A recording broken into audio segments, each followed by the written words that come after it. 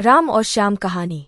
एक बार गांव के सभी लोगों ने सरपंच के सामने पानी की समस्या को लेकर बात की तो सरपंच ने एक तरीका निकाला। तरीका यह था कि जो भी पहाड़ी से पानी लाकर गांव के कुएं में डालेगा उसको एक बाल्टी के 10 रुपये मिलेंगे।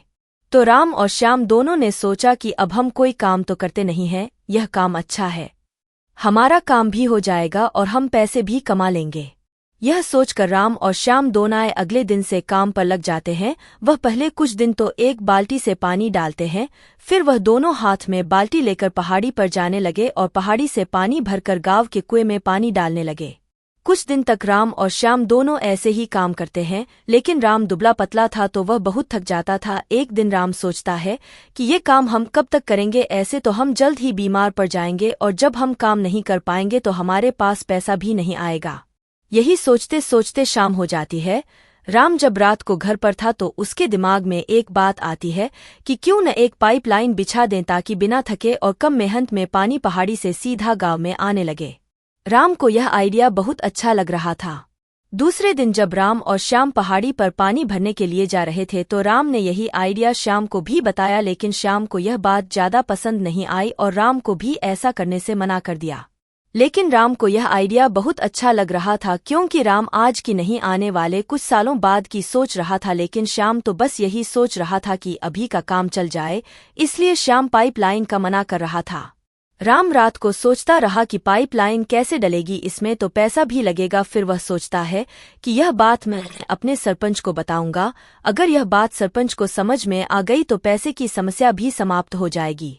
राम दूसरे दिन सरपंच के पास जाता है, लेकिन सरपंच भी उसकी बात से इनकार कर देता है और कहता है कि अगर ऐसा हो सकता तो पहले ही हो जाता, लेकिन ऐसा नहीं हो सकता। और राम से कहता है कि देखो, तुम्हारा खास दोस्त भी तो बाल्टी ही भर रहा है, तुम भी ऐसा ही करो।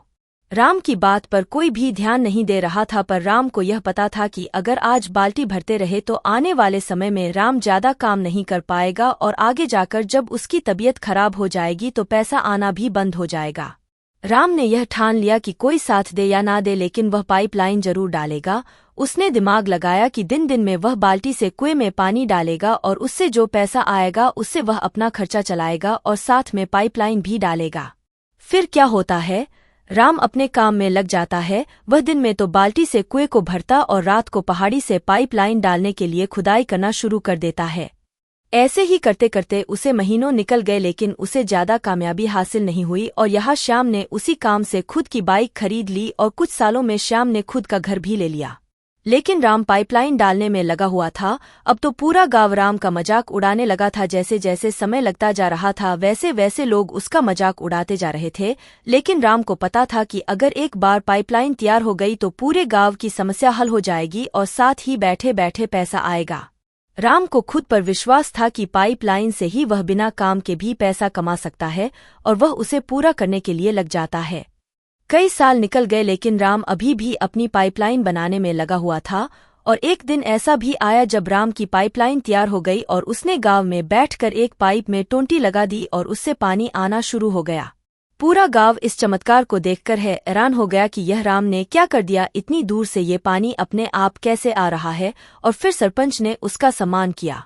लेकिन धीरे धीरे श्याम की तबीयत खराब रहने लगी और उसने बिस्तर पकड़ लिया। लेकिन राम अपने घर से टोंटी चालू करता और गांव वालों से पैसे लेता और घर पर आराम करता।